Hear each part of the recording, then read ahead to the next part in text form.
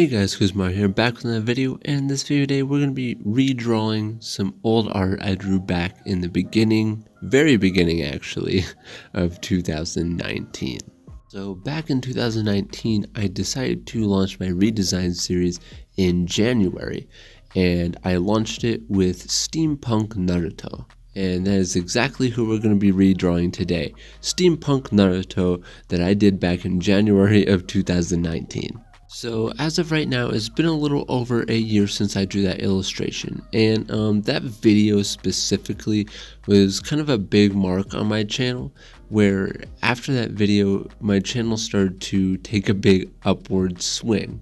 And that's one of the specific reasons why I wanted to actually use this design for my redraw video. Not to mention, every time I look back at it, I think to myself, I feel like I could have done this design better. Maybe I should redo it. And so, I decided after the year mark, might as well redraw it. But yeah, and now let's talk a little bit about the art. And this first part of the video is something I recently started adding, where I kind of show my concept sketches for the design and whatnot before I actually start the final illustration. Here obviously I have a previous illustration to work off of, which is my design from last year, and there's quite a few things I kind of wanted to redesign on it. I felt like there was a little bit too much going on with that illustration, and I also feel like the aesthetic and the overall appeal of how I drew the design was a little bit all over the place. And I'll get back to some of my nitpicks there in just a second, but you can see me redesigning the portion that goes on the back, and also just doing the thumbnails here for the actual illustration I'm going to do. So these thumbnails are just pretty much just small little compact versions of what I might end up doing for the illustration. And I ended up kind of bouncing between this one, these two actually down at the bottom that I was just working on. I was bouncing between which one of these I wanted to do, and I ended up deciding on the left hand one for the final illustration. And just about now we're getting into the rough sketch portion of the full illustration. And those little landmarks I made in the thumbnail where I kind of drew lines across it and stuff, those were the kind of portion where I would be putting this stuff on the full illustration. You can kind of see me blocking in with somewhat of a grid, so that way I kind of know where I'm going with it on this full page instead of going in just a little bit more blindly. So I have a bit of a guideline based on my thumbnail. But to actually kind of jump back to the design portion of this and talk about the things I changed and why, one of the things I want to start with was the whole contraption on his back. One of the things I felt when I was looking at that illustration from the beginning of 2019 was I felt like I was really pushing the steampunk aesthetic by trying to put in too much detail, which is typically a big mistake. More detail doesn't mean selling a genre or aesthetic more. It just means you're adding possibly too much. There's always a way to try to simplify what you're trying to convey, and that's one of the best ways to go about it, because the simpler it is with a more direct message, the easier for the consumer, the viewer, to actually take that in and see it in one glance and know what they're really looking at. Now, there is a time, place, and way to actually properly do a lot of detail and mass amounts of detail, but I definitely don't feel like I succeeded at doing that in the first illustration. So this is one of the things I wanted to fix in this illustration when going forward with this redraw. And specifically with the contraption on the back, I decided to completely change it to something a little bit different, and something I thought would be fun to put on the back. And it's essentially this kind of like hourglass thing. And one of the fun things I wanted to try to do with it was it wouldn't actually be dropping sand. It would be dropping these little things that are almost the size of sand, but they're actually time gears. And they're so small, but they're little gears with clocks of hands on them, and it's kind of like the idea of, once it all runs out, maybe those are clocks of different dimensions, or just something like that that could play along with a hypothetical story that would be going on. So I thought that would be fun to kind of incorporate into there. Plus, hourglasses definitely fit into the aesthetic of steampunk without everything being too mechanical. Because I did think about putting some sort of mechanical thing on the back that ends up producing steam, but I decided I wanted to go something more story element related than necessarily a full-on mechanical contraption that creates steam.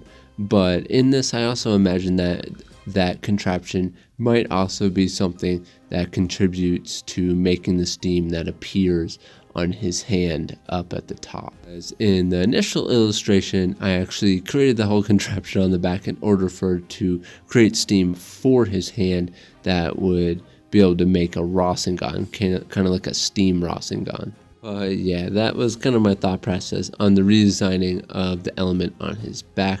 For the rest of the design of the illustration, I kept it relatively the same. The only other thing that I really decided to change was his age, and also the design of the kind of armor and glove stuff that goes onto his left hand arm, our right hand view of the arm. But yeah, I decided to change that a little bit. I wanted to make it a little bit more bulky. It has more of a kind of poppy element to it, so it'd stick out a little bit more throughout the whole design. Plus, on top of that, I learned a little bit more about just appealing shapes and shape ratios in general that I wanted to try to display a little bit more in this illustration. And now for his age. In this illustration, I did decide to make him a little bit younger. And, you know, I just like drawing more shonen age characters right now. And it's, you know, the age of the characters that I'm drawing for my own series.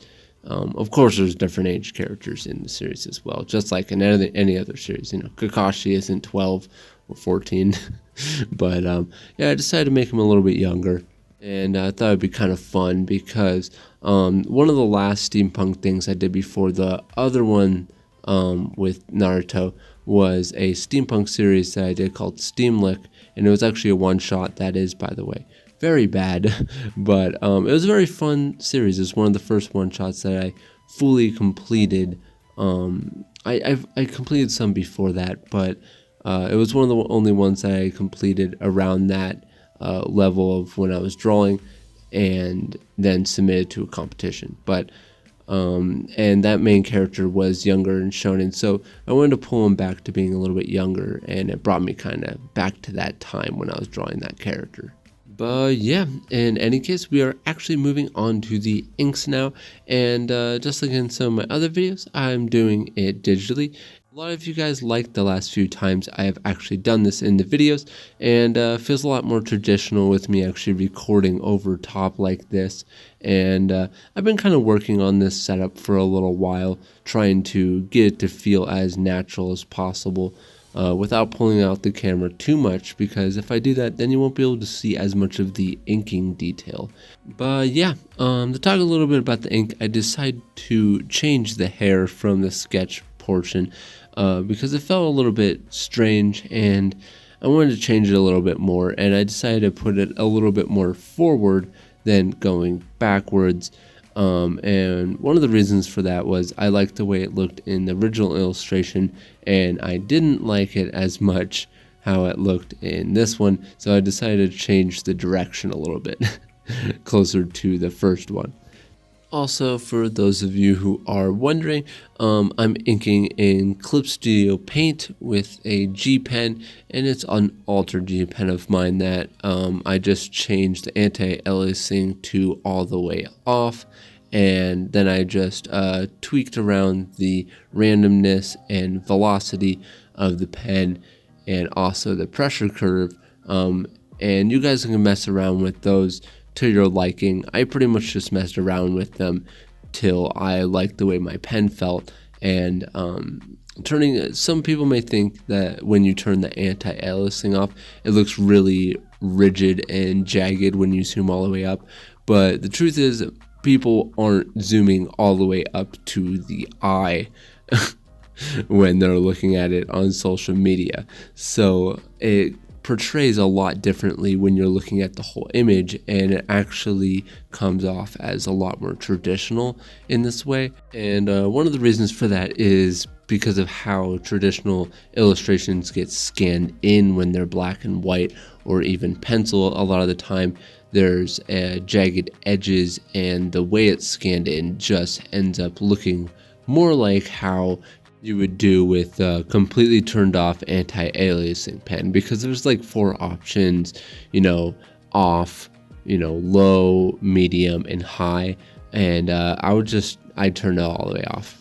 And the other settings are things that pretty much just help complement that portion of it in order to make it feel more traditional with the randomness of it, because nothing's perfect with a traditional pen, so there are always little quirks and indents, so the randomness kind of helps feed into that. So I'm pretty much just inking this whole thing now, and I like changing the line art layer to a kind of purplish blue hue. And one of the reasons why I like doing this is because even if it's gray and I'm inking over top at this exact opacity lowering level, it ends up getting a bit confusing, and I would have to turn the opacity down much further. But I found with a colored kind of pencil sketch that when you're doing black ink over it, it's much easier to differentiate between what is pencil and what is black ink. So that's actually my whole reason on doing the kind of blue pencil thing. I actually thought it was kind of weird to do it at first, but I ended up finding it very useful, so I started doing that ever since then. But with traditional stuff, I don't do that because I don't really find it useful to sketch in some sort of blue pencil. I don't know if there's ones that can erase well, but I don't have one that can erase well, so I don't do that. But I'm also aware that a lot of people just leave those blue pencils, like traditional artists actually leave those blue pencils there, because once they scan in their black and white illustrations, when you do it in a specific scanning setting, it actually doesn't pick up the blue pencil at all. So it's almost like the sketch lines were never there. But yeah, the more you know. But yeah, just like the other digital inks that I've talked about, I pretty much have the exact same process when it comes to digital inks and traditional inks. I use the same hatching, I do blackouts, pretty much the same. The difference is, it's at a drop of a pen, so these illustrations can go a little bit faster, as well as the fact that I'm actually not ever going to run out of ink. Thank you very much. But I actually do want to do a digital versus traditional video, and that's probably going to be coming pretty soon. But I have a lot of thoughts on that, because I was a huge traditional artist when I was, first drawing. I never thought I would ever get into digital art, and I'll leave that there. But I'll leave that for the video that I make. Yeah, as for the actual hardware I'm using, I think, hardware, not software, but I'm using the iPad Pro and Apple Pencil, and these are 2 of the best drawing products I have ever used together. These are completely amazing. I mean, the iPad has so many different drawing programs for 2D artists, and the Apple Pencil easily rivals a Wacom stylus. One of the things I didn't mention in my other video is I actually have a Cintiq, and I don't know if I mentioned this part or not, but I haven't used my Mac for drawing. I have an iMac, and I haven't used it for drawing in almost over a year. It might even be a year by now, because I don't need it for drawing anymore. I just use my iPad. Here I go, almost merging into the topics of digital versus traditional. Like I said, I want to save that for that video. But yeah, so we're kind of going over the Steam right now in the illustration, and I kind of tried to change it a little bit, and one mistake that I made was I didn't actually just decide to re-sketch it and redesign it. I decided to try to just go straight into ink, and that resulted in me doing a lot of trial and error, so I really should have penciled it out first. But yeah, we live, we learn. try not to do this again next time. But yeah, in any case, if you guys like my arts and want to help support this channel, you guys can check me out on my Patreon, link in the description. I would like to take this time to thank my current patrons. You guys are the best pencil shinobis there are and really help me be able to do what I do on this channel. And a special thanks to my tuning and joning tier patrons. You guys are awesome, and I truly appreciate all you guys' support. And as for my improvement from this drawing to the last one, I'll actually leave that up for you guys to debate in the comment section and let me know what you guys think I improved on, and how you guys like this one compared to the last one in the beginning of last year. But in any case, if you guys like this video, please hit that thumbs up button, and if you're new to this channel like you see, please subscribe, hit the bell icon to get notified when each video comes out. And like always guys, I hope you're having a great day, and I'll see you guys in the next video.